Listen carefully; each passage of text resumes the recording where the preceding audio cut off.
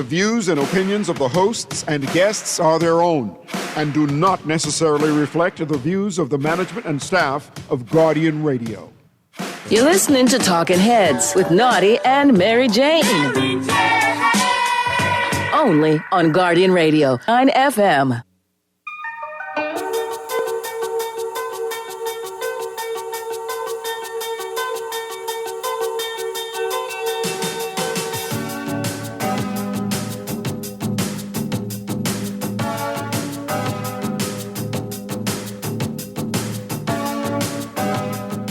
Talking Heads with Naughty and MJ is brought to you by Acupure, Burger King, Fine Threads, John's Department Store, Adam Luck, Kelly's Home Center, KFC, Muffler World, Print Masters, and Tropical Gyros.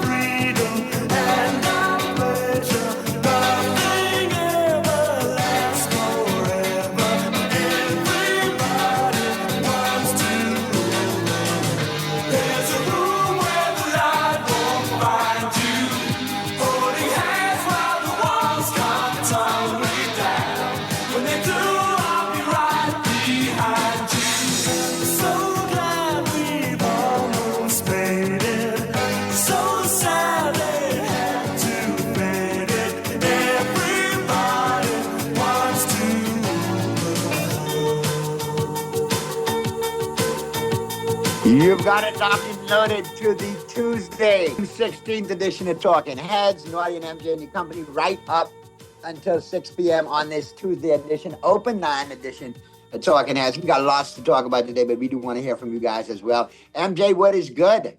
I am good. I'm good and hot. I'm good and hot. You boy, 110 heat index on outside. You better hydrate and stay in the Crazy. pool. Yeah. And sometimes we don't realize how, detrimental, because we're used to heat. So maybe sometimes when it, increases in degrees that get to dangerous levels, we don't really notice it. But I definitely would encourage everyone to stay hydrated, stay cool the best way you can. I got one word for you during these hot times, my fellow Bahamians. Lasco. Yeah, the real MVP. There you go. All right, but like I said, we got lots to talk about today, and if you want to chime in and be part of the conversation, here's how. Here's how you can become a talking head, brought to you by BTC. Text lines powered by BTC, 422-GR96. That's 422-4796. Phone lines open in New Providence, 323-6232, 325-4259, 325-4316. Toll free in any one of the family islands, 242-300. 5720 242-300 5720. Stream us live, take us wherever you want to go. GuardianTalkRadio.com. That's GuardianTalkRadio.com. Cable channel 969, BTC Flow channel 612. That's how you get it in. That's how you get it on for fresh news, smart talk all day, right here on your 96.9 FM. Now, all right, now that we got that out of the way, let's jump into the headlines. Let's skirt over the headlines, and then MJ and I will jump right on in. And, get into what we need to get into. But here's your headlines. It's time for Headliners. Everything that's making head too. Brought to you by the Fine Threads.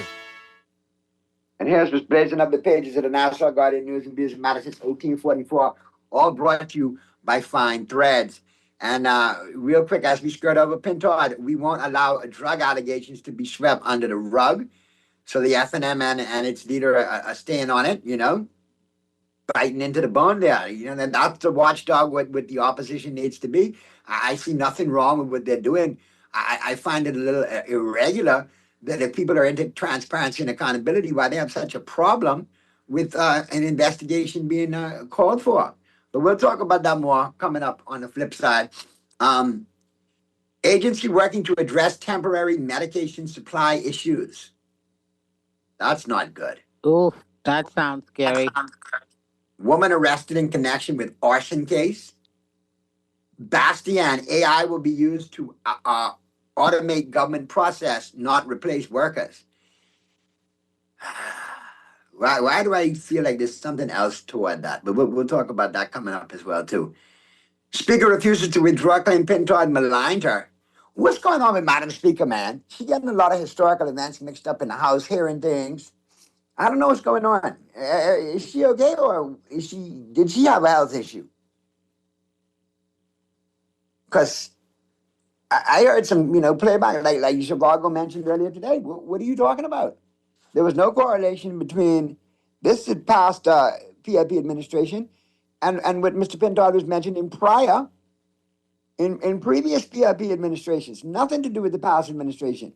So why was she, for lack of a better word, freaking herself out, MJ? Yeah, I think she correlated something that the member for Long Island, Mr. Rollins, was attempting. I apologize, Mr. Rollins, not Mr. Pinto. My apologies. Yes, Let me retract that. Trying to bring to the debate, but yeah, she objected to it. Said that he was accusing the current government. I don't see how she got there, but yeah, that was her. That was what it was in her judgment. I mean, and for those of us who lived through it, Madam Speaker, we know exactly what went down with Hirachi and Mr. Christie, and it had nothing to do with this past administration. But you could ask Mr. Davis, because I'm sure he was along for the ride on that previous administration. He could bring you up to snuff. You know what? PM, you need to have a meeting with Madam Speaker every day before the House and coach her up. Like how a head coach would call the quarterback and be like, hey, don't audible. We want to run the first 20 plays scripted. This is the way we're going today. So that absolutely should not happen. And we'll talk about it later on in the show. But we seem to be having a problem right now in this country. You all saw through my facetiousness, right? I just want people to know I was being facetious. We saw it. We are having a problem distinguishing the different arms of government and what their responsibilities are and who's, subservient to whom. And yeah, that we need to fix that. But we'll discuss that later on in the show. Herschel Walker, U.S. Ambassador Herschel Walker, preventable tragedies. After issuing a new security alert warning American citizens against jet ski rentals, the United States Embassy in Nassau said yesterday that decades of inadequate enforcement of the Bahamas' personal watercraft sector have caused preventable tragedies, as it criticized officials' sporadic oversight of the area. Yeah, I feel like this is one of those ministry problems. that the jet skis fall under again? Transport, I believe. I feel like this is one of those problems that could have been resolved a while ago. At least it could have been at a better place than it is now. I don't know why we're still struggling with this, but it seems we... Begs questions on election day plane crash investigation. Very flippantly answered questions about BPL. What is really going on with the member for Elizabeth? She seems, in her feelings these days. Okay, so let's talk, because this was one of the items that we were going to talk about today. First part about the BPL, right? Correct. So we're hearing from the minister responsible for energy, who is now saying that officials did not anticipate the extent of the service disruptions, and she's now attributing that in part to ongoing infrastructure upgrades and delays. So, the press was... Didn't she even mention the tragedy as well that occurred with the Pike worker? Did you talk about that as well, too, as one of the reasons? She did mention the murder of a Pike employee back in March. She blamed that, if you're going to use the word blame, as well as the ongoing upgrades to power stations. But I thought the notable part for Bahamians, for us, is that, she couldn't tell us when we can expect some sort of relief from these blackouts. We're in this very hot period. We're in summer, and, well, not summer proper, but almost there. We feel the summer heat. But it feels like it today. It feels like it today. We're about 5 days away from summer official, but she can't tell us when we can expect some sort of relief. Bear in mind now, Even expecting relief isn't something that should have been on the table.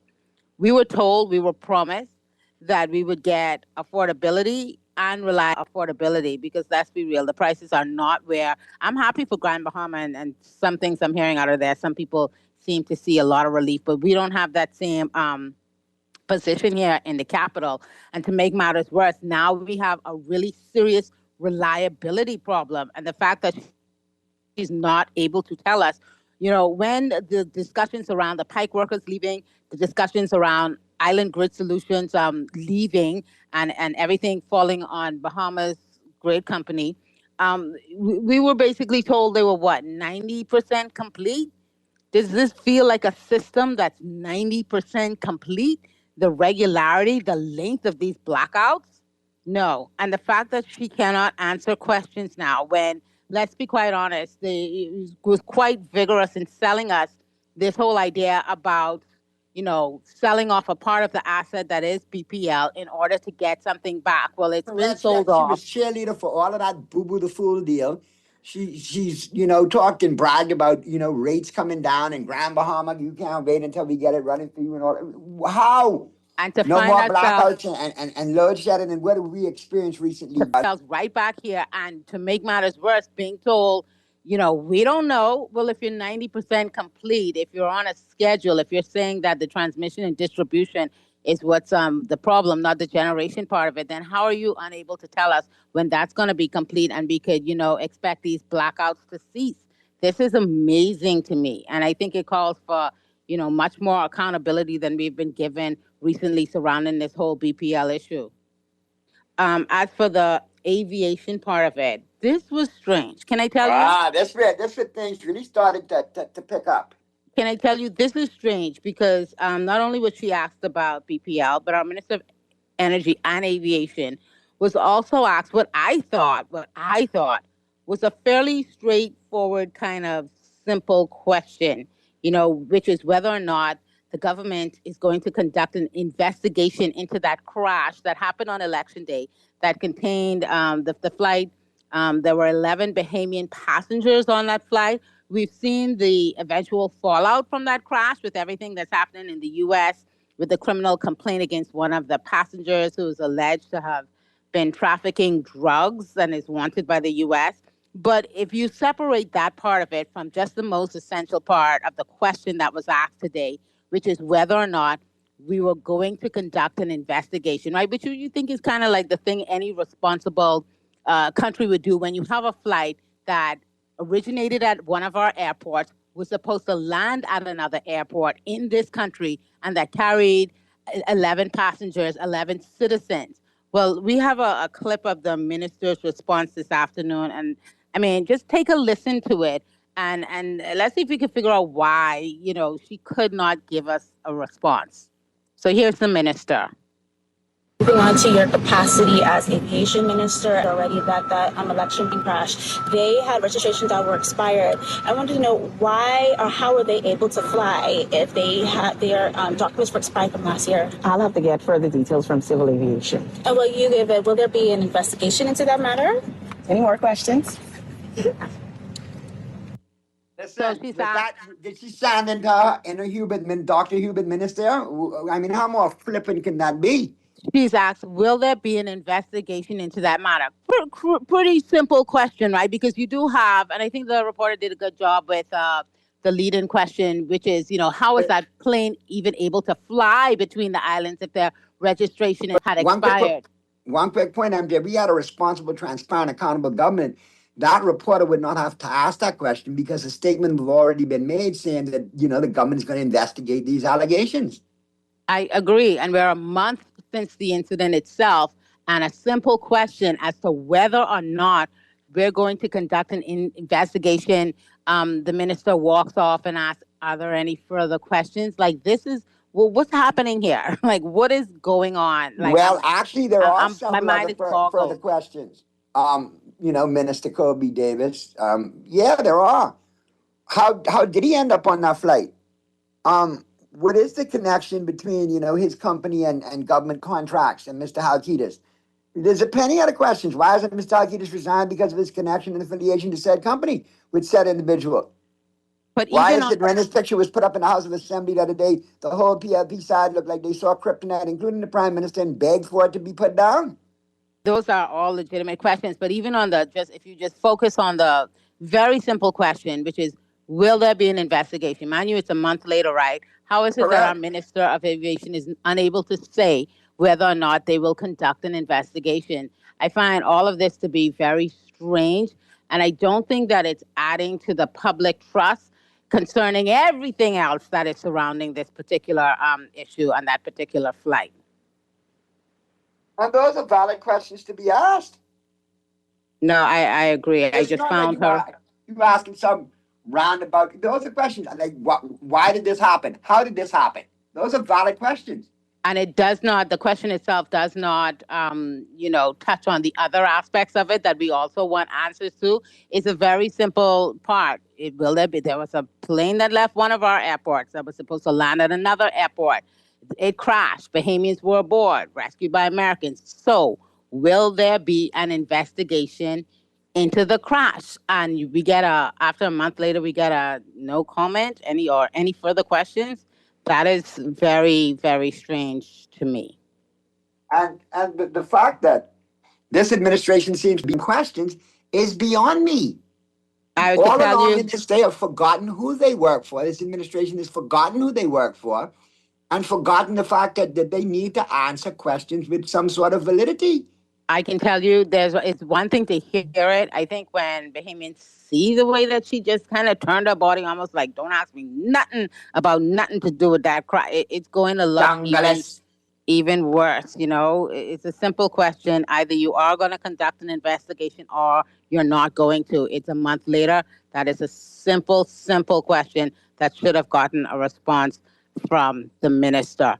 One thing that did get a response, though, was a big story in one of the dailies yesterday concerning the late Claudia Edwards Bethel. Everyone who read that story yesterday, I'm sure, felt absolutely gutted by the way her case was handled. Well, we finally got a ruling from the Privy Council, which found that the government of the Bahamas is liable for her unlawful arrest and detention by immigration officer Norman Bastian. Miss Edwards Bethel has since passed away, and I'm sure that this doesn't bring a full measure of peace to her family because she's no longer with us, but maybe it brings a small measure. Today in Parliament this afternoon, the Minister of Foreign Affairs, he issued an apology to her family unreservedly. And so that's where we are with this. No doubt there will be a settlement. I feel like this probably should have happened a very long time ago. But at least it's finally happened. Her rape and assault happened back in December of 2014. And for 11, 12 years, our government, kept taking this further and further, all the way up to the Privy Council. And now they've finally acknowledged that what happened to her was basically a tragedy, and they've apologized to her family. It's just really sad that, all of the minds that we have over there in the AG's offices, the various administrations couldn't come to this very obvious to the rest of us conclusion many years ago and settled with her family a long time ago. I'm glad they got some closure on it. I mean, it's not the kind of closure they wanted, obviously. Obviously, they still wish they had their loved one here, but I'm glad to know that we did get to the bottom of it, and there is some closure, and it has to be addressed. And more importantly, it should be used as a beacon to prevent future, atrocities like that. Absolutely, I did hear that. And I use that word atrocity because it is atrocious as to what happened. Yeah, it's absolutely just unthinkable. The minister, Mr. Mitchell, did talk a little bit about, some reforms that are happening so that hopefully nothing like this happens again in the future. And let's hope they follow through, not like the jet ski task force that obviously doesn't get the attention it deserves either. But also in the news, yesterday we had and this is a new Ministry of Innovation and National Development. MJ, before you get into this, I can't let a funny pass by without it being noticed. And I don't know who this texter was, but listen, he said, Naughty and MJ, the press needs to be armed with sound bites of their own. When these ministers freak themselves out and walk off, you need to hit them with sound bites. A perfect one for Kobe Davis today would have been Bye Felicia. Where's Ice Cube when you need him? Well, Dexter, when you need him. Bye, Felicia. Well, And there that's you what she go. basically told the reporter. I mean, it was placed like the other way They should have told around. her bye, Felicia, and she freak herself up. But any more questions? Yes, there are many more questions. Where you going?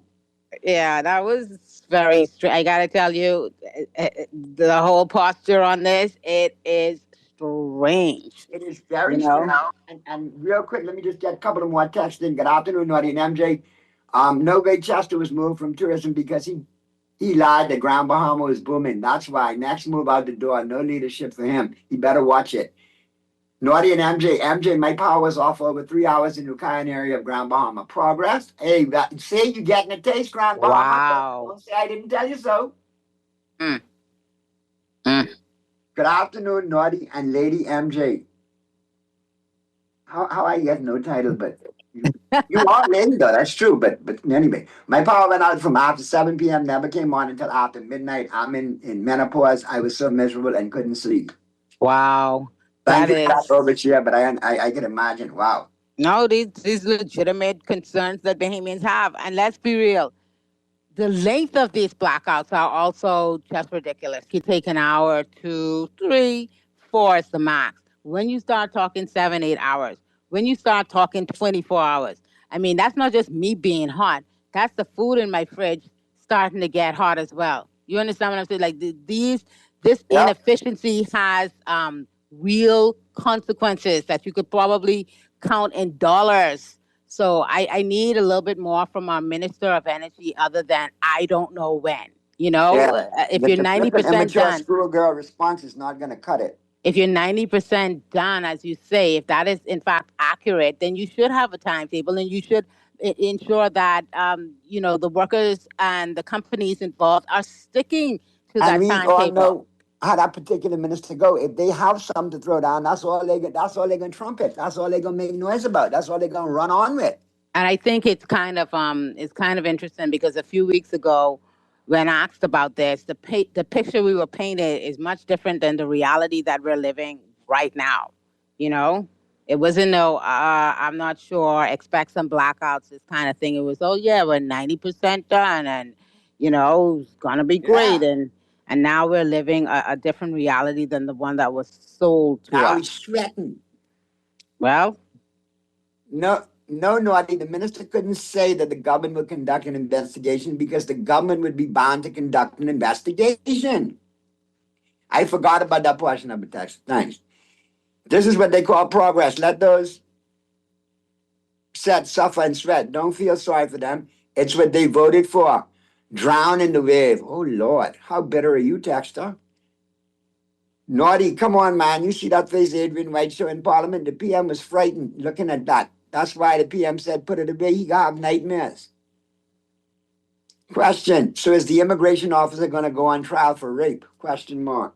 thing that I heard mentioned today from the Minister of Foreign Affairs was that that officer had been retired. I think that the MP for Long Island asked a very good follow-up question, which is whether or not that former immigration officer continues to receive government retirement benefits in light of this ruling. So the Minister of Foreign Affairs, Mr. Mitchell, declined to answer that question.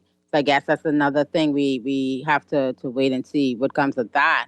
But as far as charges, I'm not familiar. All right, we're going to get to the break right now, MJ. On the flip side of the break, we're going to pick up that topic that we were about to discuss. Obviously, the AI situation made by Fort Charlotte MP in the House, Sebastien Bastien. We'll hear from him. And really, what's behind this identification number? Is it really ease of access, or is there some other things that lie in there? That's the question, Where are we going with all of that? And then eventually, we go into space at some point too, right? Who say what? Who say what? Hey, look, I'm being facetious today. I'm only joking about the space, all right? Yeah. Yeah. If I'm going to join a space program, it won't be the Bahamian one, I'm sorry to say. Space might be cooler than we are right now, so. Probably be the Jamaican one, and yeah, space probably might be better than here. It might really be.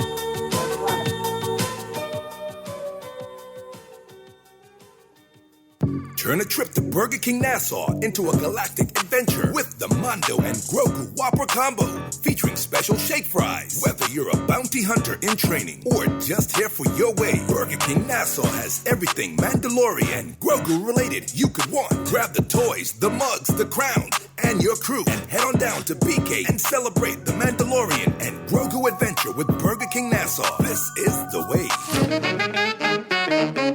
To the world, he is your dad, but to you, he is the world. Shower your dad with love with a gift from Kelly's House and Home's Father's Day sale, Friday, June 9th through Saturday, June 17th. Save 20% off selected tool sets, luggage, and fishing, diving, and camping gear, except on net items. Shop at Kelly's House and Home on Saturday, June 8th, and if you are standing on the lucky spot, you could win a gift basket for Dad. Fit for more information. Shop Kelly's House and Home's Father's Day sale, June 9th through 17th. Happy Father's Day from Kelly's House and Home.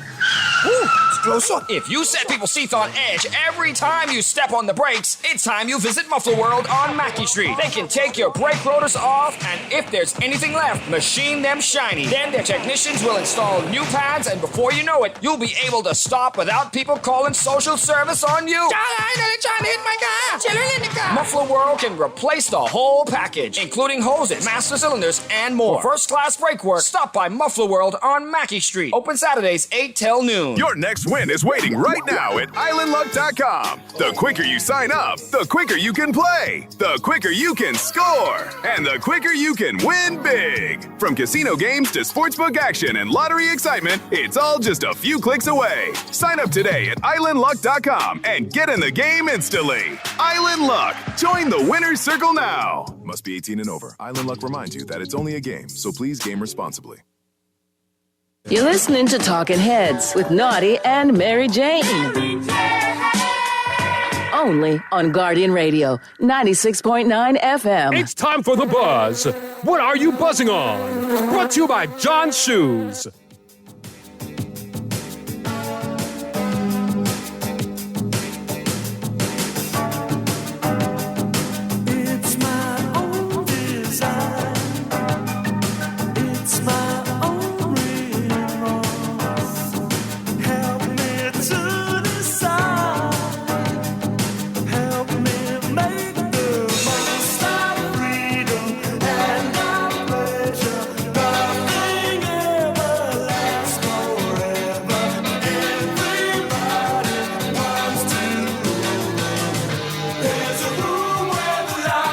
On the Tuesday, June 16th edition of Talking Heads, Naughty and MJ and your company right up until 6 p.m.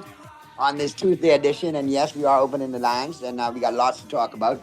So feel free to chime in on whatever you guys want to discuss. But MJ and I got plenty to talk about. And obviously, you know, our MP in the House of Assembly today, MP for Fort Charlotte, Sebastian, breaking down the whole AI component and talking about space.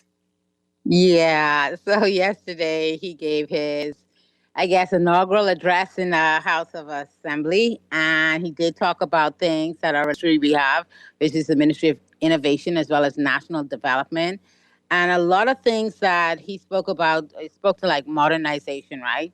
He talked about a digital ID.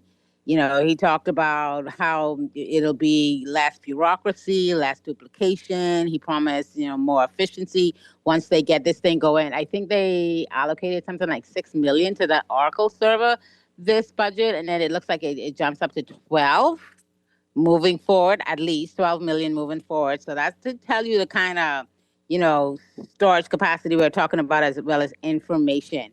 I just wanted to, you know, kind of remind, we've already been told kind of this concept where the government intends to take us into the future.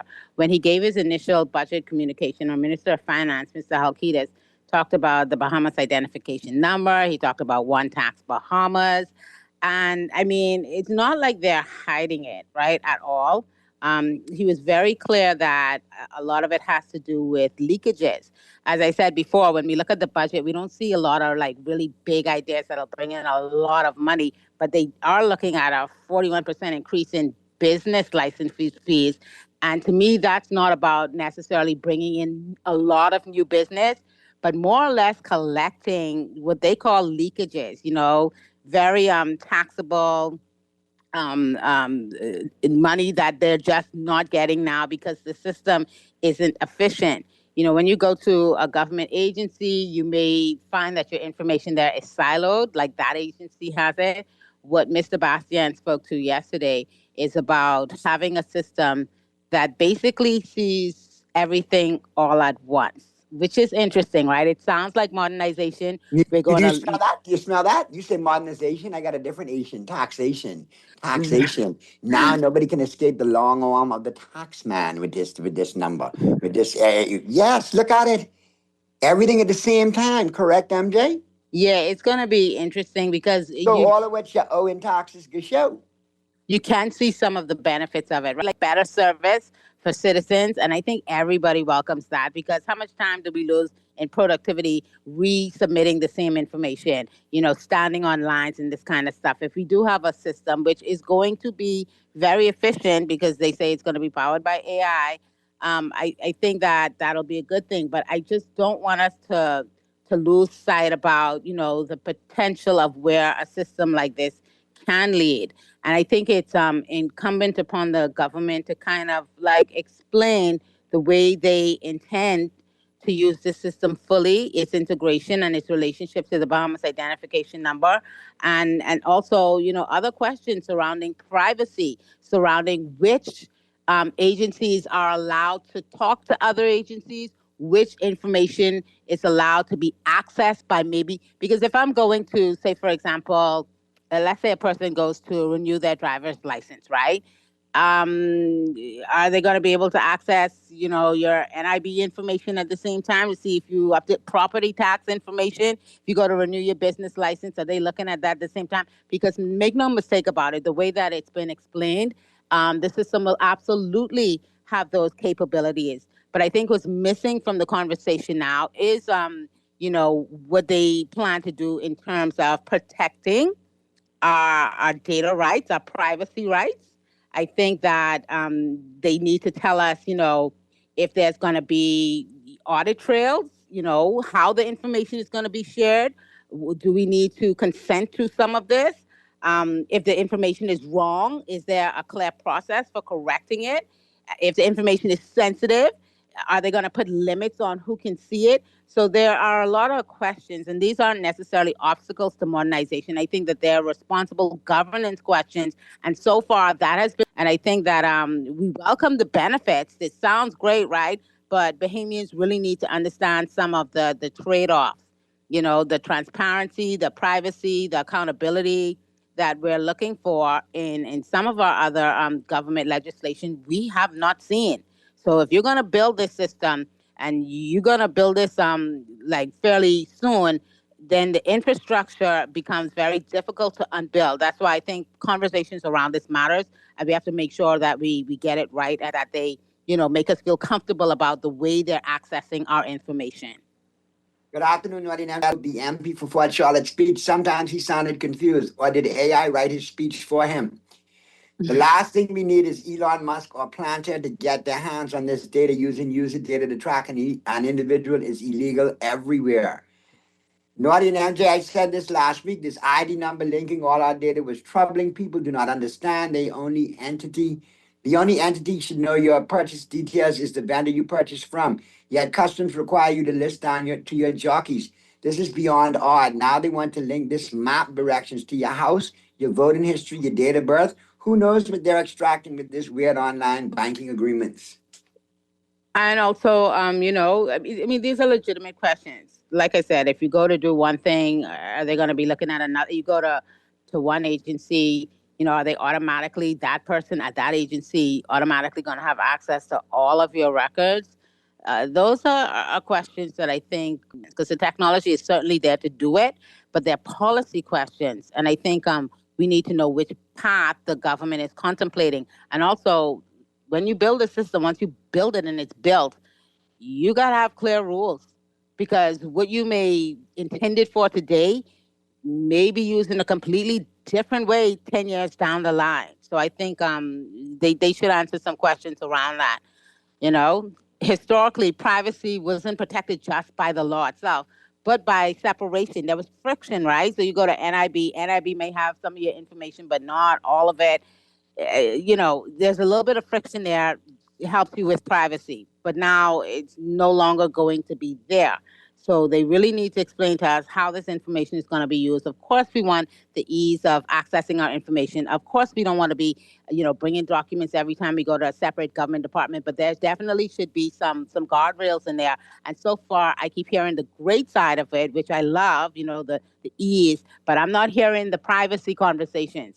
I'm not hearing the consent conversations. The protection of data The data protection conversations. And I think those are just as important and definitely should be included in the discussion. All right, let's get to the phone lines real quick. Talking Heads. Yes, good afternoon, Audie. Good afternoon, MJ. Hope you're doing well. Hope you're doing well today. Good, thank you. Yeah, you said it's open line right now, Audie? Yeah, man, go ahead, bro. Yeah, man. But that clip you all played earlier with the minister, and she was being questioned. I mean, that's troubling, man. The way she responded, it's like you would never feel as if those individuals are obligated to answer us and be accountable to us. You would never, you think that you are asking her something about her personal business. The way she responded. But you was talking about I heard the thing with Sabas. And he mentioned something about Oracle, some Oracle server, right?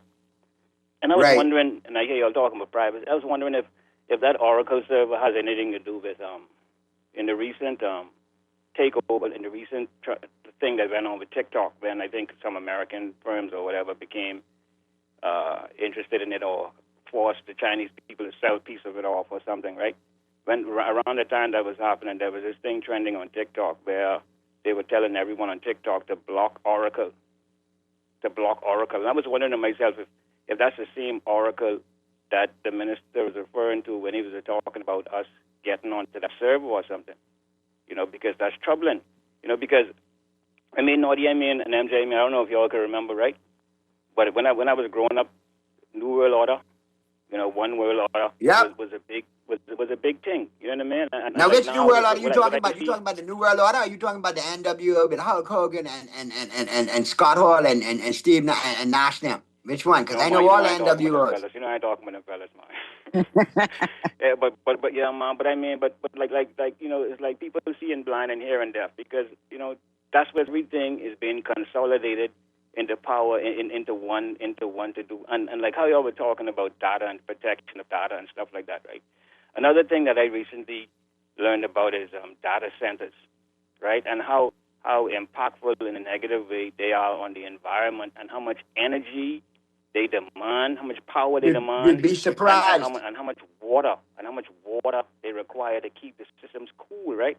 And like in America now, they are building them in certain communities and people are complaining about them. And I see data centers as a necessity in order for what they want to accomplish, right? And I was wondering to myself, I wouldn't be surprised if we have data centers already existing in our country, right? That we are unaware of, because that's the kind of country we run, where things go on, you know what I mean, in a covert manner, you know what I mean, and but MJ was stating something very important about the protection of data, etc. Protection, MJ, my protection and your protection, my rights and your rights are the things that they are trying to remove. So any protection, that the type of protection that you were talking about and that I would like that us to have, that's not in their agenda for us. Their agenda is to strip away all of our rights and to slowly. Have you all heard about this thing called RAGE? It's an acronym, and what RAGE stands for is Retire All Government. There's this individual who wrote a piece on it that's being, and this individual is a kind of individual who writes books and philosophies that governments, especially the individuals in America, they run on these individuals' ideas. And in that, he pushes for a corporate takeover of government, right? And the policies just two very quick things, Naughty, and the policies that Trump pushing in America is designed specifically for that corporate thing. And I don't know if you all heard. Yeah, see, but now King one thing, Charles and listen, I appreciate what you read and all of that and the literature you take in, but obviously, you know, those kind of topics right there, you got to deal with them in a certain kind of Well, way. I think he raises Good some points. points around Excellent points. some points around some points that have to do with privacy, data protection, all that kind of stuff. So I can appreciate some of what he's saying. It was interesting that the minister did say, Minister Bastian did say that, you know, they're going to have this efficiency. AI is going to do so many things, but he made it a point to say that the public service will not be reduced. Okay, that's in the meantime, you know, would 10 years from now, because if you're truly talking about efficiency, then, you know, we're going to see some changes around those numbers of public servants in years to come. But I think another part of it that is clear is the government has this goal of reducing revenue leakage. They did not hide it. Mr. Halkitis made that explicit, and we understand it, right? Because every government wants to collect whatever is legally owed. But I also want to hear a little bit more around opportunities, right? You're talking about collections, obligations, and the thing about it is, you know, definitely technology can improve enforcement. It can improve compliance, but technology can't by itself improve earnings, right? So I don't think we should be fearful of modernization per se. I just think that we can't have blind enthusiasm either. We have to make sure that the system that our government builds is clear, is transparent, it has rules, it has protections, and that we understand what it is we're trading off in order to get to this modernization. Let me get a couple of these texts in before we get to the break, and then we get to the phone lines. The dangerous thing is they don't understand privacy, and it seems like I'll be dependent on the foreign fox to tell them how fat us chickens should be. Naughty and MJ, I disagree with the modernization that Sebastian is trying to promote. This is basically government spying on us and taking control over our lives. Only person who probably likes data control and digital ID is C. Allen. Maybe you should put him in charge of that, shaking my head. We already have a data center. Cable Bahamas has one in the middle of Nassau. What are the penalties and fines for people who are in violation of data breaches? That's a good question.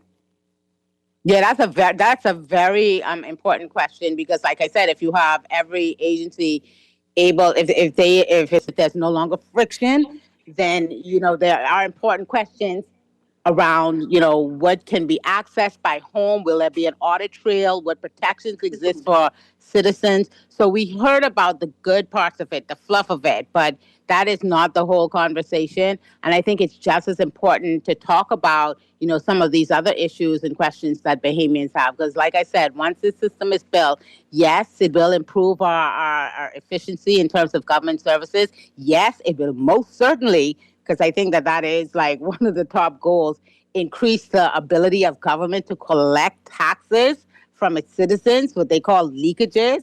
But there's more that they need to answer as well. You know, growing, if our incomes aren't growing at the speed that they're able to collect these taxes, we won't be able, you know, a lot of us, like the government is able to have 242 million in unpaid arrears just sitting around. Because if they, you know, eventually the system is able to say, hey, you come in for your business license, but what about these property taxes? You know, you aren't getting your license till your taxes. If they don't tell us how they, you know, plan to use the system and what, you know, safeguards they got to put in place, then it's going to be worrisome for some Bahamians. Let's get back to the phone lines. Talking Heads. Hi, Naughty. Hi, MJ. Hi, good afternoon. You have here. I do agree a bit with what the last caller said. I think modernization is good, MJ, but yeah, the thing is, I think it will lessen our privacy, because I think we should have had most of these ministries tied together a long time ago, but it will, because it is leading to that all over the world. They will be able to shut you down, basically, if they wanted to. Everything's going to be tied together. And it does help the government, because they can actually see what it is that you owe, what it is you do, and kind of, like Naughty was saying earlier, kind of strong arm you into paying them, and then, you know, kind of shut you out from certain things as well. So I think that's going to happen. But my thing is, we have so many things that we need modernized before this. The hospital, for one. There's so many things that they can be, because things that we can touch and feel and see. But no, they're going to move forward with something. Yes, it's going to help, but I can tell you for sure, in the next 5 to 10 years, privacy won't be a thing. You will be tied. They will know every move you make, and they will be able to say, this is what's going to happen, that's what's going to happen, and you won't have anything to do with it unless you're off the grid. All right, so we are moving into that, because in England it's the same way. They know every move you make in terms of, they know the paper trails, and that's a good thing to kind of keep things in order for the government, but it's also a way to strong-arm the people. But there's so many things that they could be doing before this. I mean, they're throwing millions of dollars after these things, and they ain't doing nothing what could help the Bahamian people if the Bahamian people get sick, if they get, to try to build up some of these ministries. I mean, there's so much more.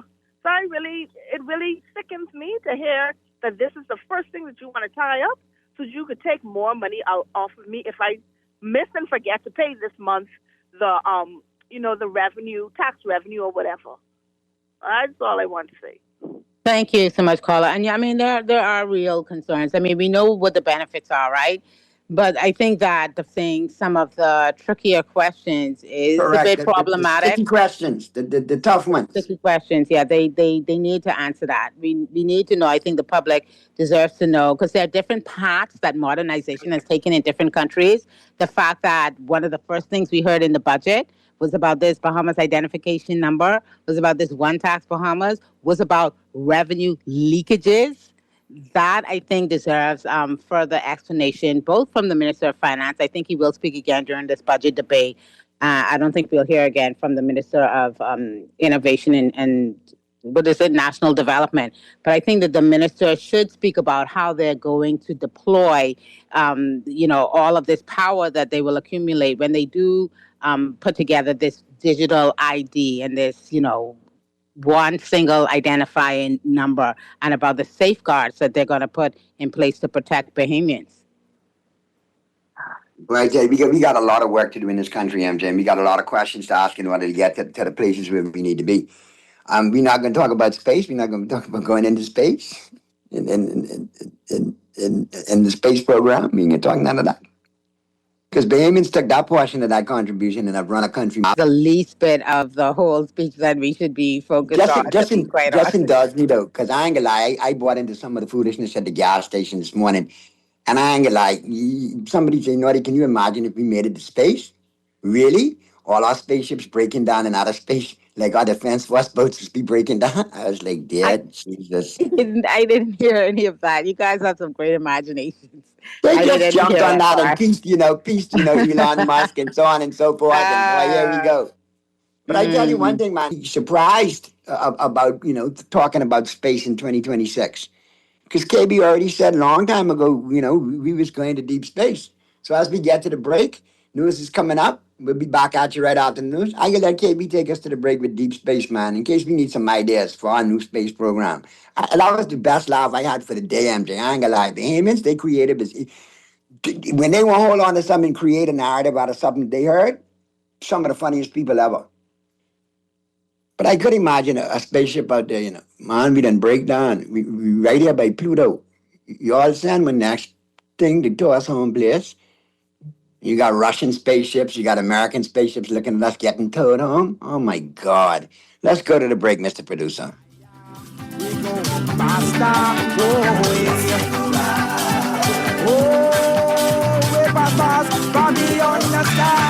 Come on! We heading in deep space.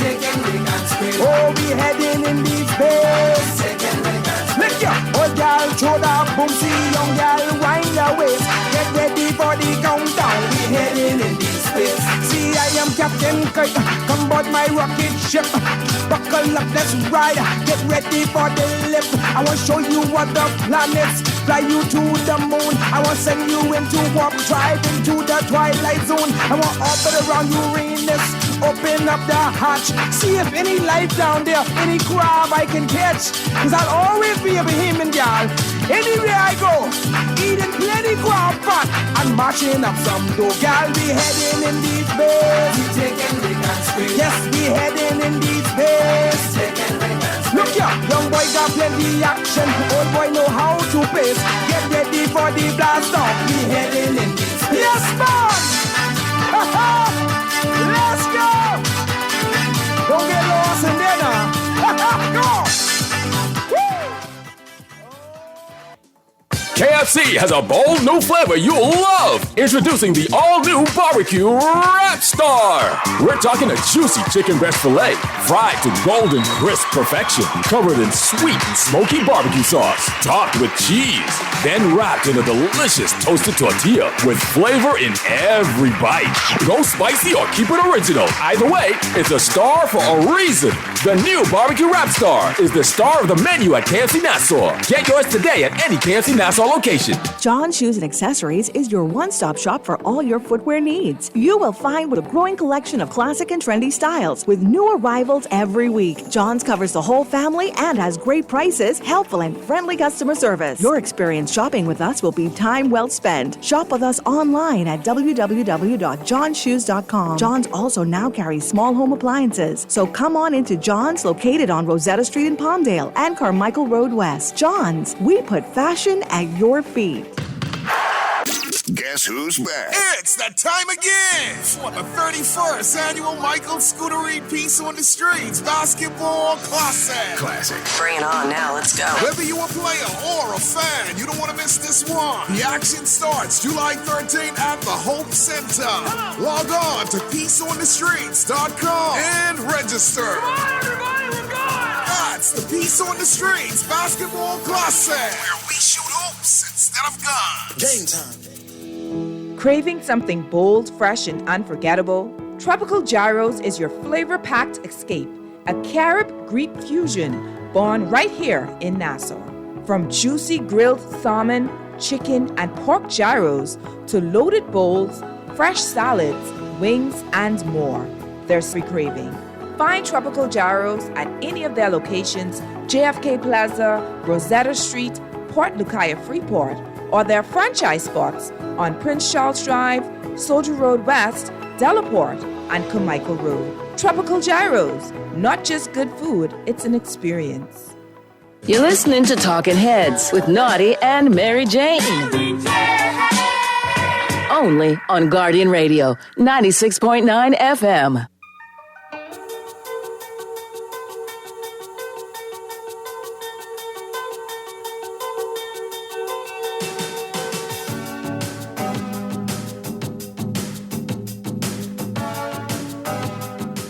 Talking Heads with Nazi and MJ is brought to you by Acupure, Burger King, Fine Threads, John's Department Store, Adam Luck, Kelly's Home Center, KFC, Muffler World, Prince Masters, and Tropical Gyros.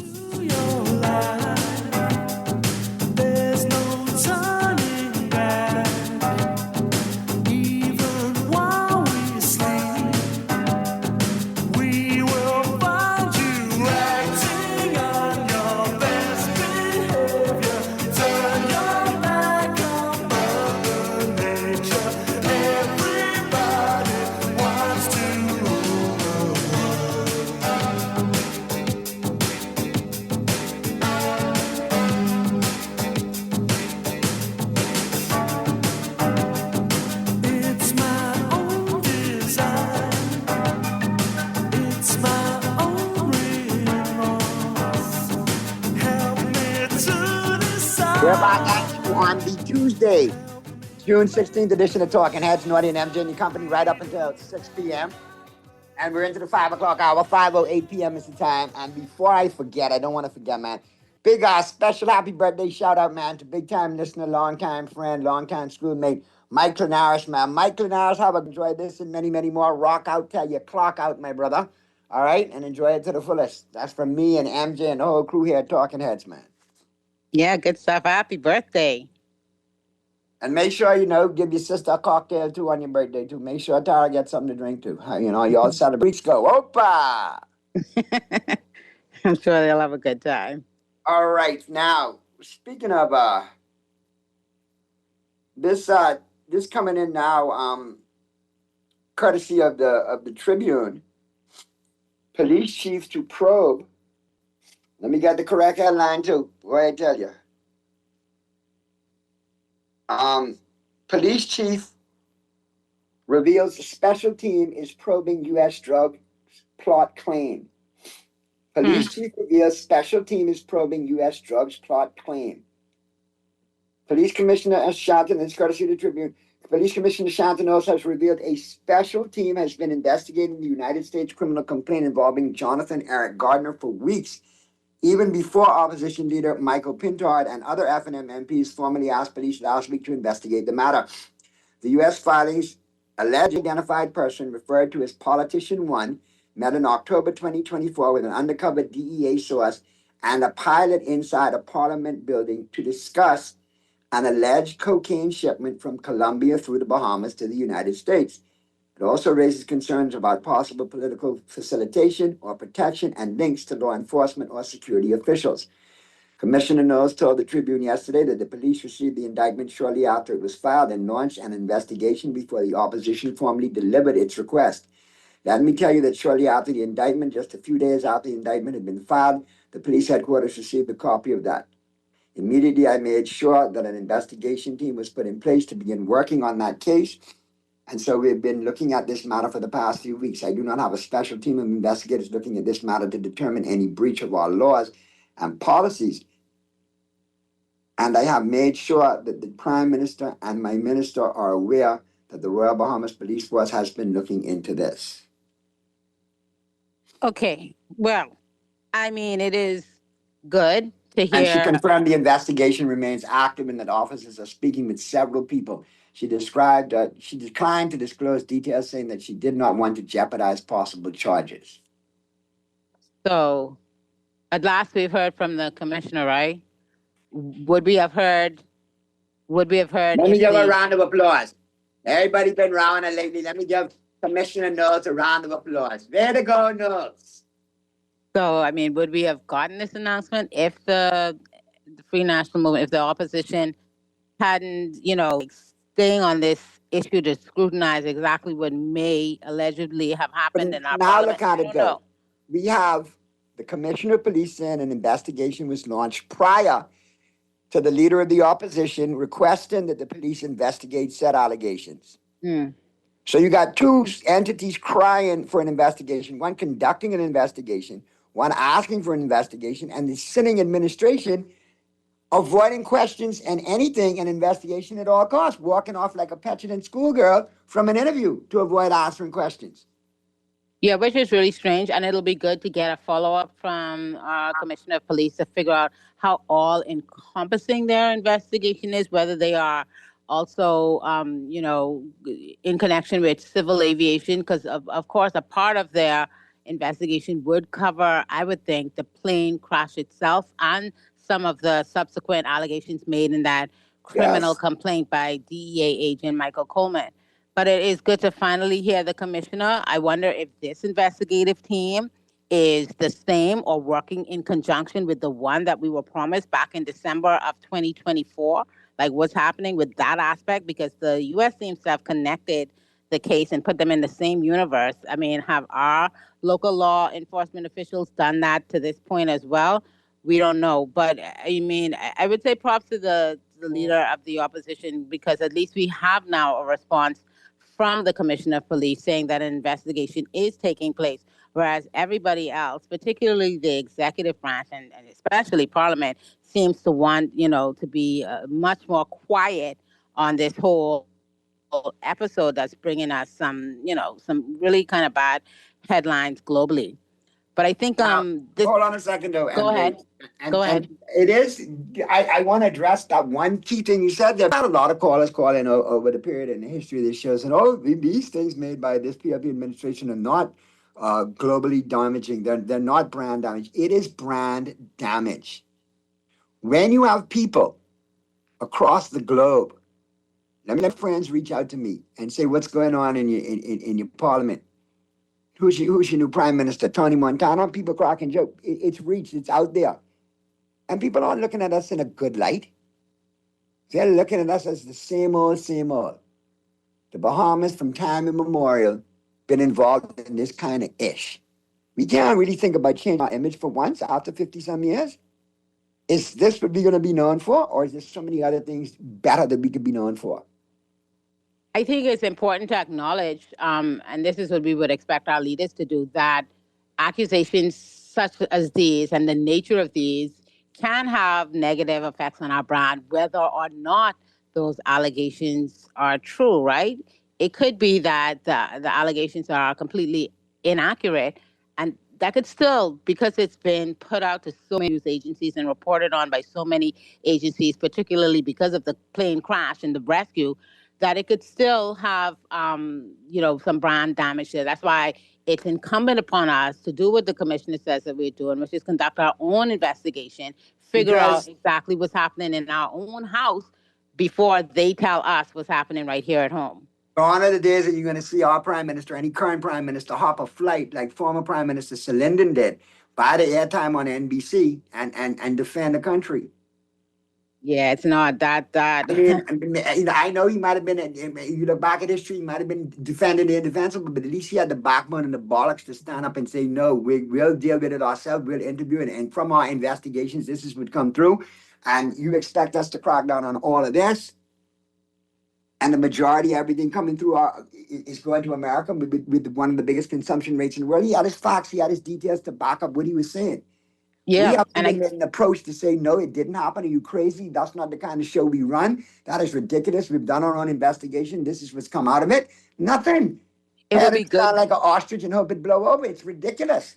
It would be good to get to that point where we could definitively say something one way or the other. But until we get there, I think the initial posture that the Office of the Prime Minister took, which I said last week, about taking it serious, wanting an investigation, that was important because the world needs to see that we're not just saying, nothing happened, don't worry about it, and pretending nothing is there, but rather that we are serious people with serious leaders who are serious about our reputation. And so that initial step was good. But then we had the falter, which, quite honest, our parliament, when it was termed, the criminal complaint was called frivolous and malicious gossip. That was absolutely, in my opinion, the wrong posture for the Speaker of the House to take. And since we're going to get to that, but let me get Jeff and Seattle out of the way so we can get into that, because we got lots to talk about when it comes to Madam Speaker, MJ. The good, the bad, and the ugly. Let's go to the phone lines first. I think we got Seattle on the line. Talking Heads. Yes, good afternoon to the wider Bahamas, to you, MJ, and to you, Naughty, Seattle Johnson. Hey, Seattle. Yes, I missed most of your show, but I caught the ending before the 5 o'clock hours. So as I was driving and heard you guys talk, have you guys spoke about one person, one verified identity, one government account, one payment experience, one status dashboard, one trusted record, one digital Bahamas operating system, which amounts to digital transition of the Bahamas. I immediately pulled over because I thought I was dreaming. It won't happen. Okay? First of all, right, a digital transformation roadmap has to be established in the best optimum condition. If we had 100% of the monies right now, I would put 72 months at optimum speed without no interference of government, without no trying to protect jobs and everything else that you have. It'll take 72 months. The immediate first thing that has to be built on is a very, very important factor. I'm going to whisper it because I don't want nobody to hear. And so these are all systems that have to be integrated first. But the first thing is going to be a national ID system. We have to be concerned about that because this was the national ID system that when we was doing the data protection, and the leader of opposition, Mr. Pintard, in October 5, proposed that we move to what is called data privacy, data protection, and data sovereignty. It was violently rejected by this administration. And that's part of one of the first layers of one of the national, maybe about between 7 and 9 national layers that we have to build on. We'll go through of each one of those. Then you have a national layer that has to also be established. Then you have the single portal app that we've been trying to establish for My Gateway. You have a national digital layer. You have to have some records and registries. We need strong cybersecurity, privacy, trust foundation, or infrastructure. We then have to have what's called service standards and accountability. It's a lot. It's easy to talk about it, but to actually build these infrastructure, the foundational and even frontier type environment, to be able to have what is called intelligent public administration. I predict that if a government was serious and would actually commit the money without seeing the results, you would actually build digital forward and then try to build an audible path backwards. But the best thing to do is to take the speech that was given by the Minister of Innovation and National Development as a thing. The first thing for us to be serious is the media in this country needs to go to government and ask them to give us a simple thing. You want to They need to start give now us with some simple answers. See, Alan, no. I'm saying I want to come to other things. This is what I'm saying. If you can't handle the little things, how you handle the mud. I want to stay on the digital aspect. Here's what has to happen. If they should give us a digital blueprint of how this current ministries to self today work, that's the first step. If you can't give us a simple blueprint of how the ministries work, because even though there are 29 different ministers, 16 of them are in conflict with each other. That's not how even the regular technology works. So if you could just start by saying, here's the blueprint for how these ministries work, there's their intent, their goals, their KPIs, their all these things, then we'll take them serious. Because if you can't handle a simple organizational structure for a cabinet, then you could take digitization of the economy off. It's absolutely needed. But again, maybe it'll come a recommendation externally. But let me understand this. To get the information externally, right, guess what's the one thing you need to be able to plan this? I'll end on this. Guess what? Access to information, the very information that they do not want to share with anybody in the civil service or anyone else, because then really it's just talk. Thank you so much. Thank you, Alan, as always. Let's get to Jeff. Jeff, call us back if you dropped, all right? Go ahead, MJ. I think he raised some important points, but we did hear, some communication in the budget debate that talked about that Oracle data center, cloud infrastructure, the environments, the digital transformation unit. So, there is certainly some groundwork being laid, and there are dollar amounts attached to this, I think what, $6 million this year and then $12 million at least moving forward.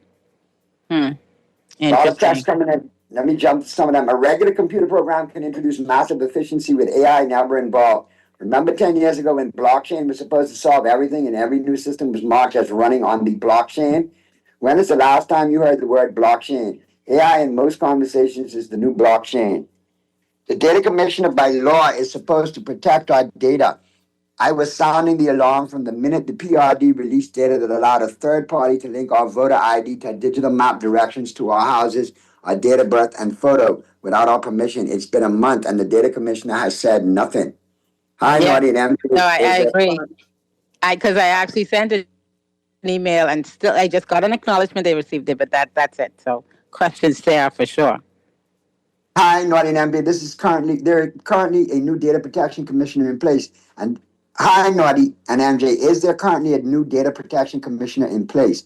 And did the Data Protection 2025 bill pass into a full act? And in the budget, government only gave Data Protection Office $60,000.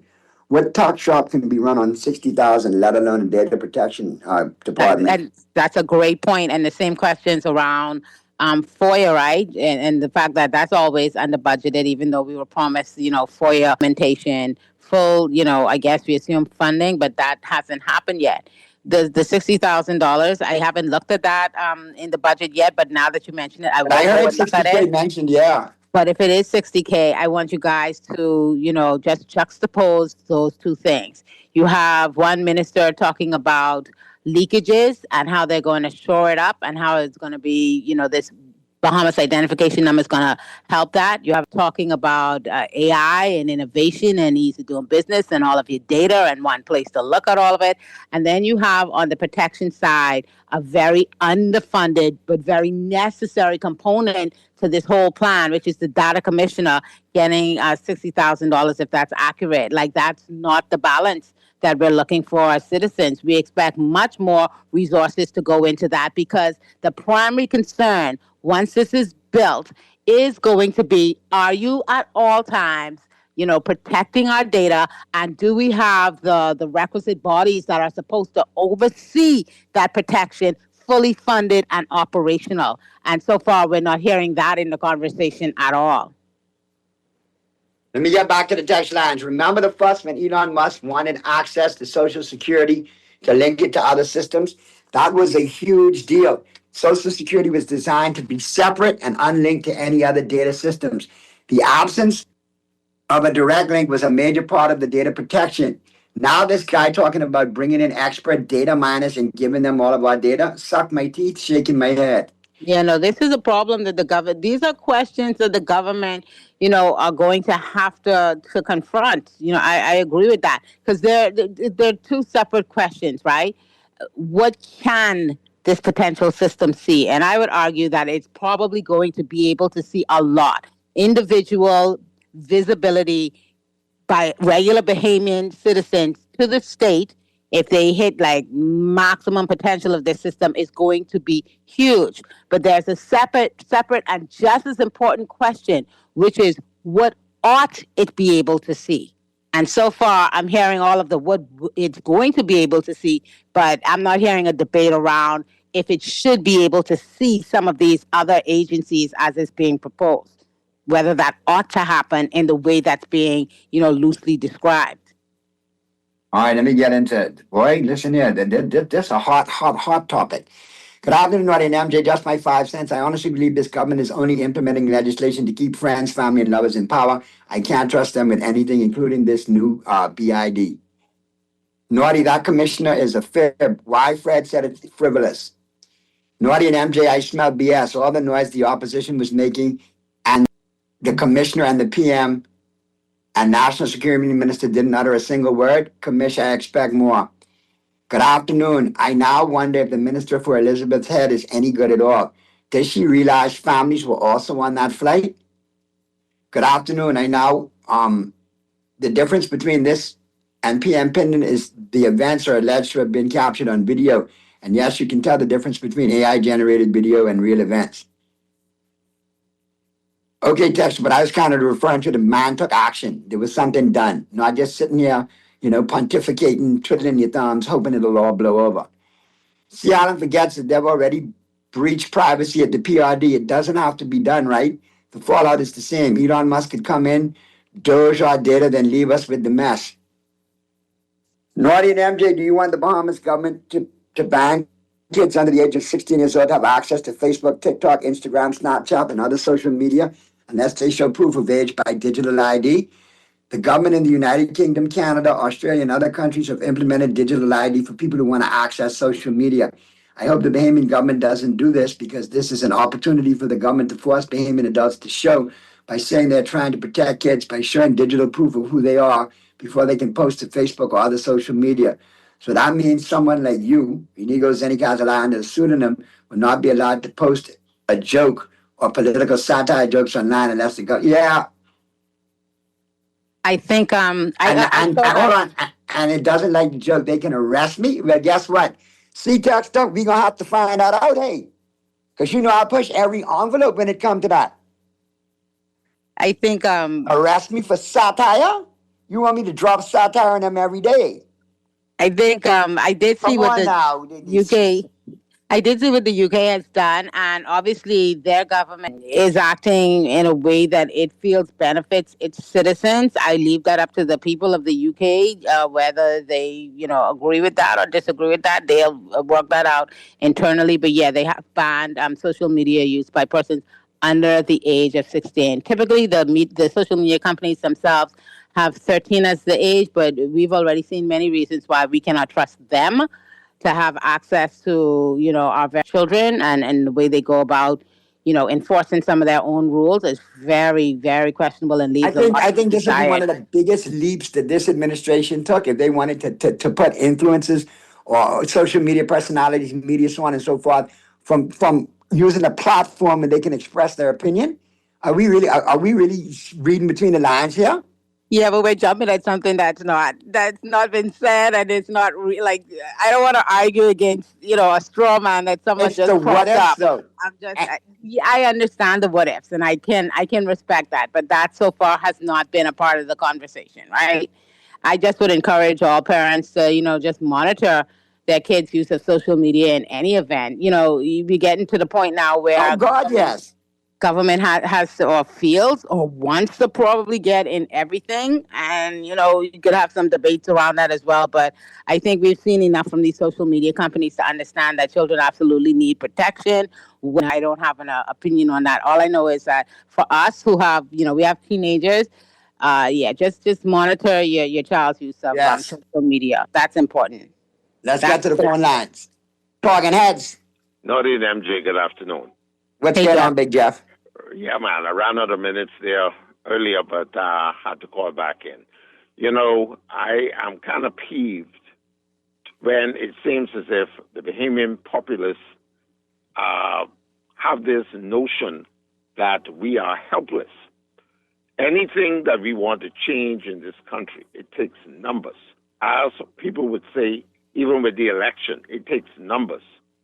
If we want any law that's on the books that is not in our best interest, we can stand up against and have them change it if we have numbers.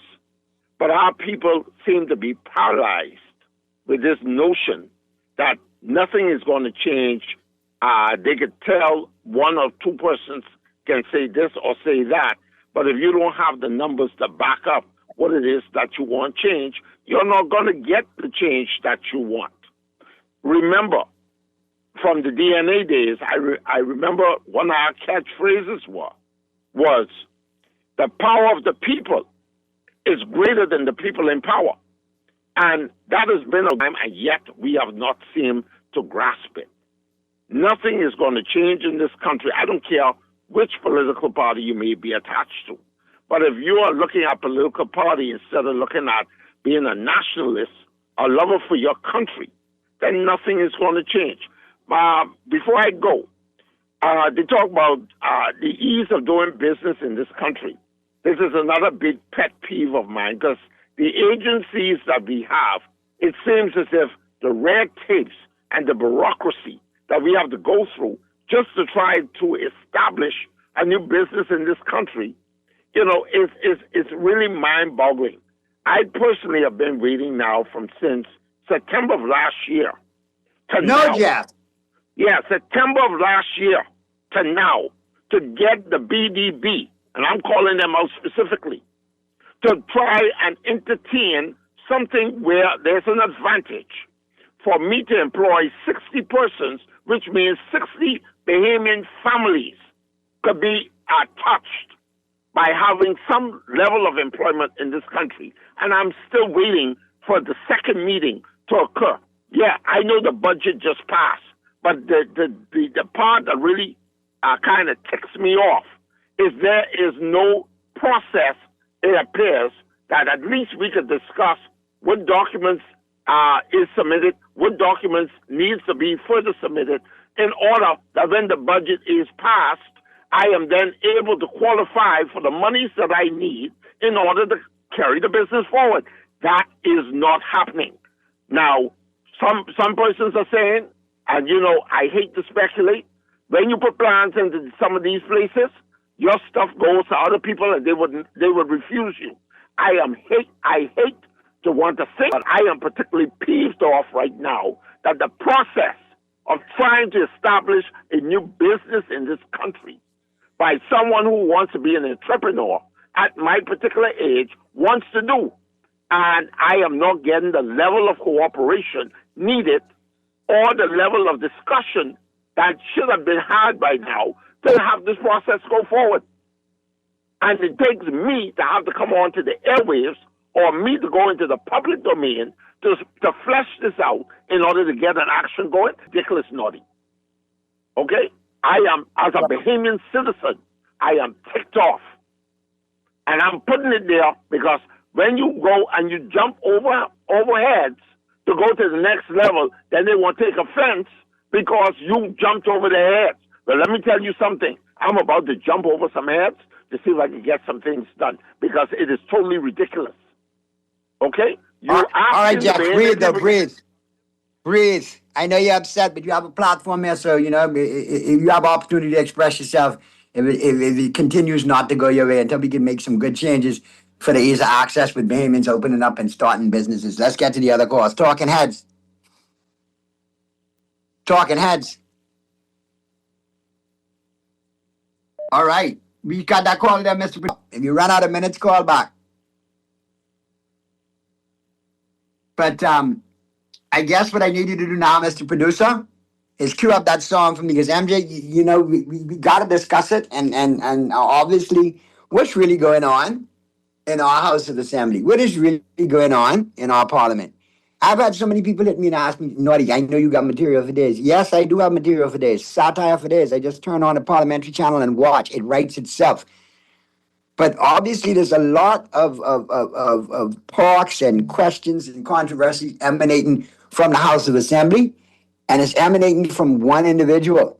She seems to be caught up in everything, and that's Madam Speaker. So before we get to that portion, though, let me play her theme song right now. Mr. Producer, run the track. Smartin', I'm telling you, but just love yourself. I mean, value yourself, think highly of yourself. You're very important. Hashtag, I'm a big deal. VIP, you're my friend and my VIP. VIP. Ask anybody, boy. I'm a big deal. You're my friend, I'm a big deal. Yeah, we're kinda important. For real. Oh yeah, I'm a big deal. And my friends are some big deals. Very, very, very important. For it. All right, there you go. Real. Pull it up, Mr. Producer. There you go. I had to make sure. That is interesting. I have heard her refer to herself that way. And in a way, you know, the speaker is the speaker. I'm talking about the institution now, not any particular man or woman that occupies that particular chair, that office. The speaker is a big deal because the parliament has a very unique function in our democracy. And I'm just like you, you know, I'm a little bit disturbed about some of the things that I see coming out of parliament these days. And to be quite honest with you, some of the decisions of our speaker. I did hear her speak the other day. She said that the parliament there is to pass bills, and that's absolutely true. But if that were their only purpose, we actually wouldn't even need a parliament at all. We could just elect a government and let them govern, you know, let the cabinet vote amongst itself, which pretty much is what's happening these days. And then, you know, there you go. You have yourself a law. But I think a more important function of the parliament is its ability to make power answer, right? That is why parliaments exist. Parliament exists because power must answer questions. And I'm talking before these laws are passed. Questions should be asked. Before they spend our money, questions should be asked. You know, if they have any serious issues out there that affect our institutions or is of public concern, questions should be asked.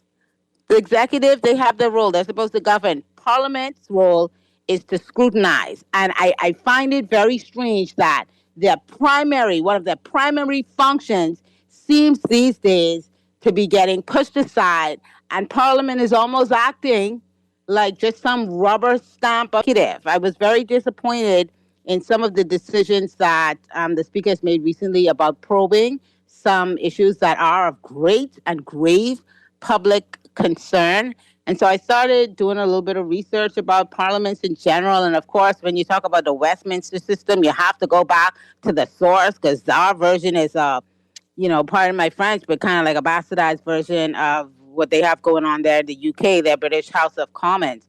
So I just wanted you to ask the question, what are some of the prime functions of Parliament?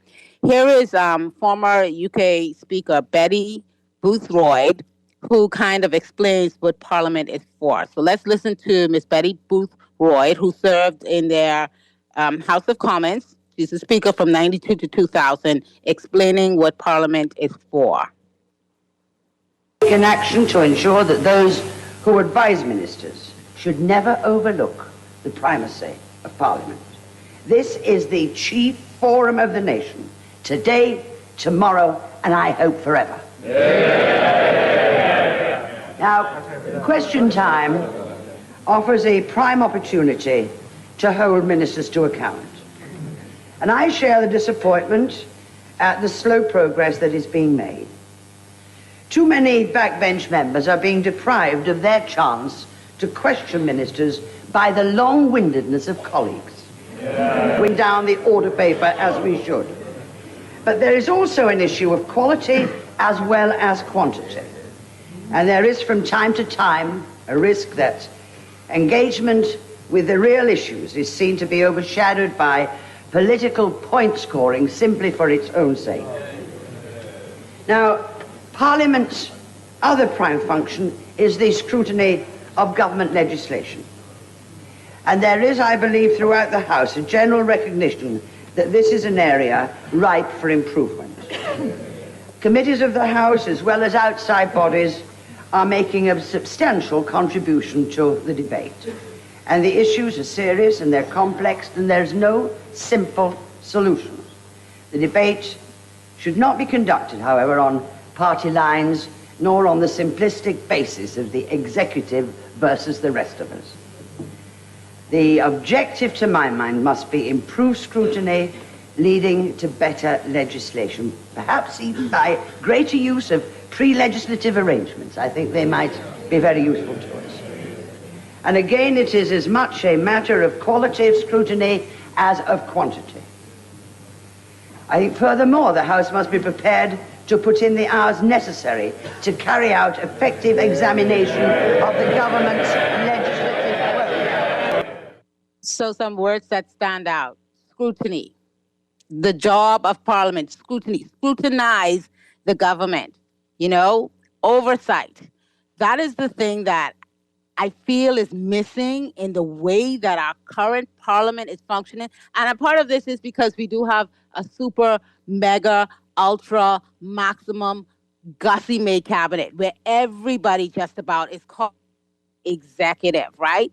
And so that does present some practical problems for the way we go about scrutinizing. But it shouldn't be made worse by having a speaker who doesn't let me put it this way, who doesn't seem to be pushing forward the concept that the government must be scrutinized, that power must be scrutinized, and instead seems to be willing to, at times, I think in error, shut down important debates that should happen in our Parliament. To bring you to a more modern and a bit more controversial speaker, let's listen to the former Speaker of the British House of Commons from 2009 to 2019, Mr. Order himself, John Bercow. He did a speech at Harvard, and he talked about what his role is and was as a speaker. So let's listen to Mr. Bercow explain what the role of a Speaker of the House actually is. Ladies and gentlemen, it's a great joy to be here. And I want, if I may, to make 3 key points to you. First, and it relates to the best known and most visible function of the Speaker of the House. The primary duty of the Speaker of the House of Commons is to chair in the chamber, chair question times, Prime Ministers and other ministerial question times, chair the delivery of government statements and questioning thereon, chaits in Parliament. In that capacity, the first essential prerequisite is for the Speaker to have a decent memory. The Speaker is obliged to know who all 649 other members are, of which parties they're members, which constituencies they represent in the House, key issues, not on the vast miscellany of political topics, but on key issues where members stand. So if you take Brexit or Israel, Palestine, it's up to me to have a sense of their vantage point, not because I'm seeking to censor, but because I'm seeking to facilitate the fullest and fairest expression of opinion which exists in the House.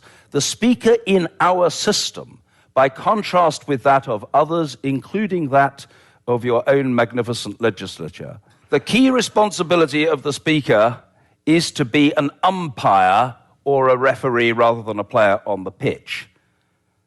My job is to try to ensure that all the different voices are heard, the nuances of argument are explored, that I exercise my discretion to select new clauses to legislation and amendments both to legislation and to motions in order to tease out the key issues and allow, if you will, the democratic appetite of the House of Commons to be satisfied. I seek to discharge... ladies and gentlemen, it's a great job. Right. So I think it's important to note what he said there about his role. He's a referee. He's not a player. He's not a partisan, but he sits in that seat, or she sits in that seat, whoever the speaker may be. But the job is to actually be the referee. I think it's quite clear that what we're seeing right now, and I'm hoping this changes, is not someone who's approaching this as a referee, but at times has approached this like a player on the field, and has, because of that, brought many questions to the minds of Bahamians on the fairness and whether or not opposing voices are being allowed to properly scrutinize power. I mean, we don't expect much from the backbenchers, right? There are like 2 of them legitimately, because there are like 4 that aren't either a minister, a state minister, or a parliamentary secretary, which all, falls with the executive for practical purposes. You have 4 that aren't, and one is the speaker, the other is the deputy speaker, and so 2 proper backbenchers, as it were, in our system. We don't expect them to say much because we've seen it. Everybody seems to fall on party lines. That leaves the opposition as the instance of the people in terms of scrutiny on the government, on the executive, and time after time we have noticed rulings that seem to favor the government and does not allow that scrutiny. That is the primary purpose of Parliament. And I got to tell you something. That episode that we saw on Friday, I think it was Friday, perhaps it was yesterday, my memory's a bit jumbled up now. All this Instant classic.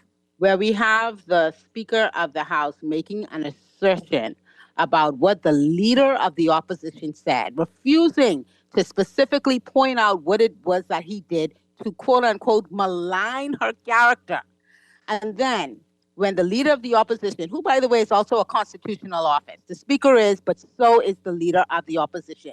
When you make an assertion that he has maligned your character, I feel like you're duty-bound to back that up with facts.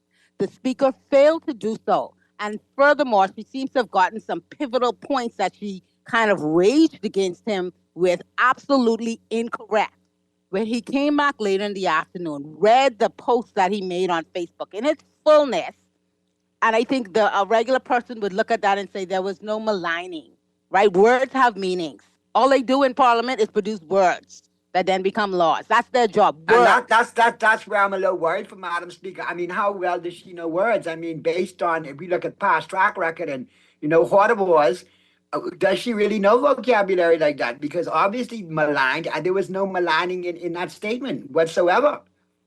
No, and malign is a strong word. Malign is not a synonym for criticize or disagree with. She could have said those things. You disagreed with me, you criticized me. To malign someone is to unfairly damage their reputation through a false or unjust attack. Not happen. But that wasn't the troubling part.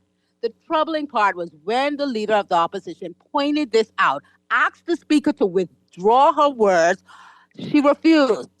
He then asked her to refer to the Committee of Privilege. Again, seems like she refused.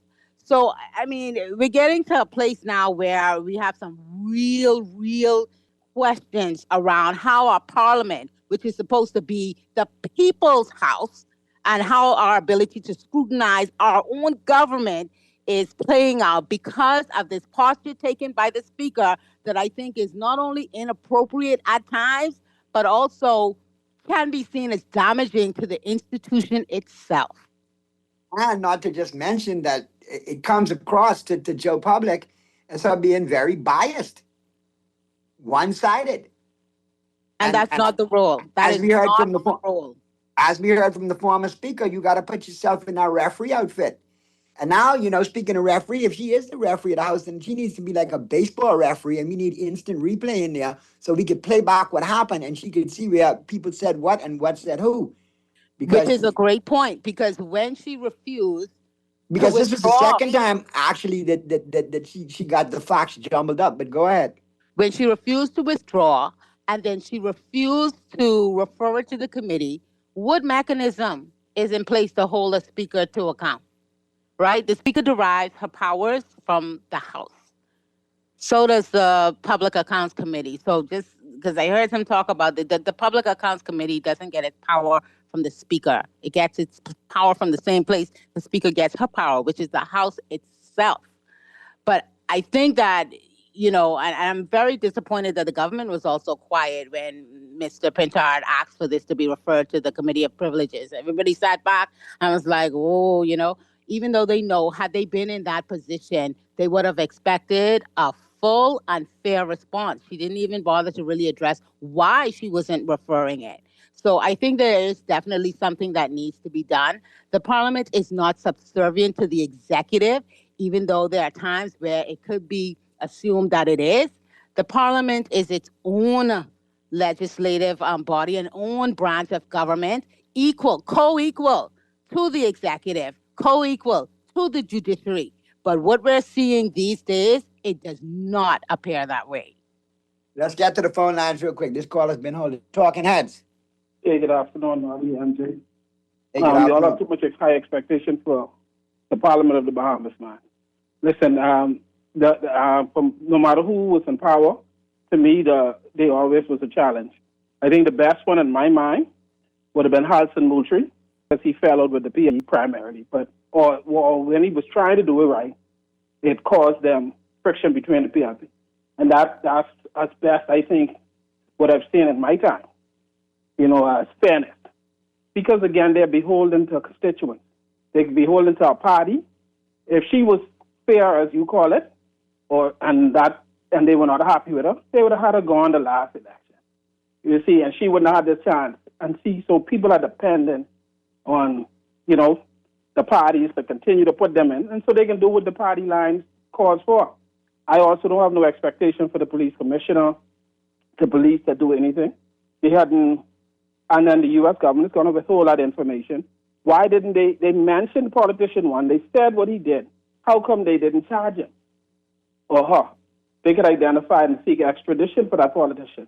So they either playing us or they holding it, and they're going to squeeze that for all they can get from the Bahamas government that they can get. The police is not going to do anything.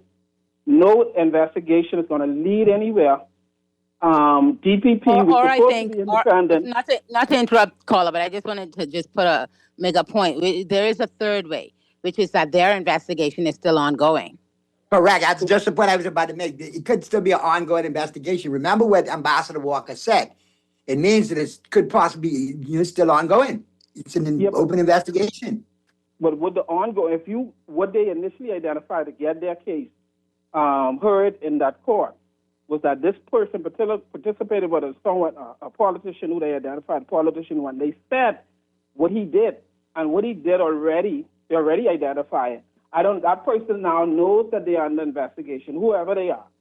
So to me, why they could have ignored that, but they didn't ignore that because they probably needed that for the case. If they actually said that person who did that, politician one, knows who they are. And so therefore now they're preparing their defense. So you don't do that if there's further investigation. I can tell you, I don't think that's going to come. And we have opinions. That's my opinion. The U.S. is going to squeeze that. And we both got to watch it play out, man. Get your popcorn and the people are not going to demand anything else from their government because the government gives them jobs, the government gives them contracts, and you see this last election. I've never seen the role that money played, and we in a new game. The FNM or whoever comes, this is now a game of money. Thanks so much. All right, we covered a lot of bases today, MJ, and like I say, a lot of Bahamians share the same opinion when it comes to the AI situation that we talked about, and of course to the situation in the House. Yeah, and I would just say that I would just add that I think that Bahamians are, asking questions about this. This isn't something that we want swept under the rug or to go away. This is something that we want answers to. It's been running now. They put an accusation, our allies put an accusation out there. And this, I'm not even talking about the affidavit from the DEA agent, Mr. Coleman. The United States Attorney in the Southern District of New York at the time talked about major narcotics trafficking being facilitated by public officials, politicians, and parts of our government. That's not something you just dismiss with a hand wave, because this is out there. And then when he was replaced by another U.S. attorney, who is now Mr. Trump's pick to be his head of the Director of National Intelligence, he maintained the same posture, which is basically saying that, we have this big trafficking ring that's running through our country and is being facilitated by members of our own government, as well as, our uniformed branches. So that's not something that just goes away. This is something that we have to deal with. We have to clear our names as a country and everyone else who's not, because the vast majority of us, don't have nothing to do with none of this. But we'll all get a bad rap because we are going to kind of play crazy and don't want to answer any questions. Even a simple question like, is an investigation taking place around a plane crash? Amazing. We get these last texts before we get out of here. Jeff, be happy I've not heard from BDB. They teased my business plan 20 plus years ago. I have them in court as we speak. Naughty and MJ, the speaker finds that she cannot apologize to the leader of the opposition because of her erroneous remarks. What is the proper course of action for the prime minister? Question mark, question mark, question mark. This speaker is a player ref in that order.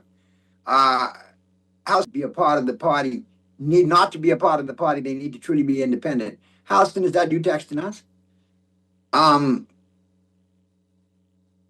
about this one here? Last one.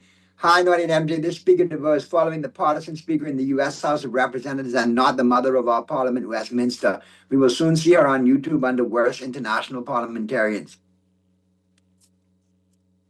Boy, how do you and Mr. Burko did point out that in the Westminster system, it is very different from the system that you see in a constitutional republic like the United States, where the speaker is actually partisan. But they do have parliamentarians that kind of function in the role that our speaker does here in a Westminster system. So, yeah, point noted. All right, MJ, well, we reached that time. Mr. Producer's giving me that signal. So, awesome first hour for everybody who called in, chimed in, texted, second hour as well. And obviously, we still got lots to talk about, and we're not going to let these hot topic issues go to the back pages. These are questions Bahamians want answers for, regardless of political affiliation.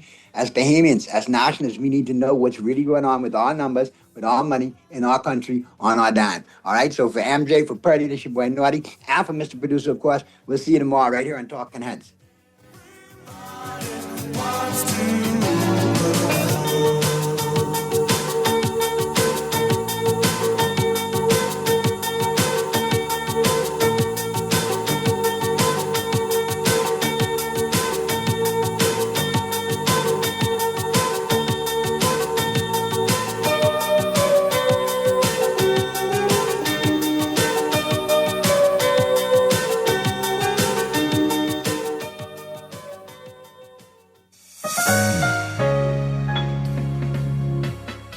More money back in your pocket with the Fidelity Debt Consolidation Loan. Why pay more when you debt payments down to one low, easy payment? Apply for a Fidelity Debt Consolidation Loan today. Call 356-7764. Fidelity, we're good for you. To the world, he is your dad, but to you, he is the world. Shower your dad with love with a gift from Kelly's House & Home's Father's Day sale, Friday, June 9th through Saturday, June 17th. Save 20% tool sets, luggage, and fishing, diving, and camping gear, except on net items. Shop at Kelly's House & Home on Saturday, June 8th, and if you are standing on the lucky spot, you could win a gift basket for Dad. Visit our Facebook page for more information. Shop Kelly's House & Home's Father's Day sale, June 9th through 17th. Happy Father's Day from Kelly's House & Home. Not all water is created equal. Consider this. you've got many sources of drinking water at your disposal, and they seem like viable options. But are they? Now consider this: quenching your thirst with water that's perfectly pure. AquaPure water has been tested and proven to be perfectly pure. If quality matters to you, reach for a bottle of AquaPure. Be sure, AquaPure. KFC has a bold new flavor you'll love. Introducing the all-new barbecue Rap Star. We're talking a juicy chicken breast filet, fried to golden crisp perfection, covered in sweet and smoky barbecue sauce, topped with cheese, then wrapped in a delicious toasted tortilla with flavor in every bite. Go spicy or keep it original. Either way, it's a star for a reason. The new barbecue Rap Star is the star of the menu at KFC Nassau. Get yours today at any KFC Nassau location. For fast, reliable, and impactful printing services, look no further. Let Printmasters bring your masterpiece to life. We stand by our quality products that is second to none. Our affordable pricing and friendly, efficient staff makes Printmasters the ultimate choice for all your printing needs. We can deliver any type of printing services, from banners to booklets to business cards. You name it, we can print it. Let Printmasters bring your masterpiece to life. Located in the Nassau Guardian Building, telephone 302-2361.